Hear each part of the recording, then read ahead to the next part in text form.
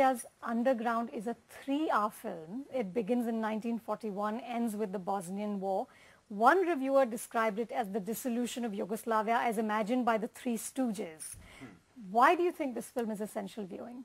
Firstly, because it's been directed by somebody who I think is perhaps the most talented contemporary director, that's Emir Kusturica. This also is a brilliant example of how Kusturica juxtaposes different emotions and things to bring out the point of the story, and how while in the setting of the story it gives you a feeling that the shot has been constructed in a way that it's really random right now, and then things are all over the place and lots of things are happening and nothing is really making sense, and the construction of the shot is such that if anybody just moves out of the way, the whole thing is just going to fall down. It seems so on the edge, but he's trying to tell a very delicate story through this whole larger than life circus kind of expression. I've never really seen a movie which has made me go through 5 or 7 different kinds of feelings all at the same moment. So which is why I think this is a must watch.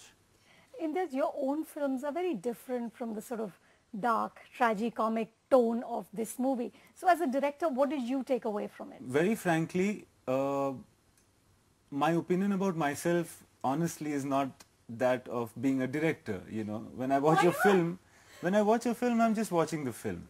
I would like it to be that way, you know, that maybe I'll learn much more from cinema. My illiteracy in cinema is explained from the fact that I don't really imbibe much from the films that I see as a craft. What's your favorite scene from the film? It's the sequence where bombs start dropping into the town for the first time in Underground. And he thinks that now this war is happening, God knows what's going to happen, let me be with her and get away from my life. So this whole depiction of a city being freshly plundered, I think has been very powerfully portrayed.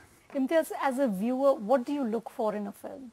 Entertainment to begin with. The final gratification I have while watching a film is if it can transport me to a place where I'm not likely to go in my life, show me a culture that I might not have seen. That is the final gift that a movie can give me, I think. I don't want to be entertained by laughing necessarily.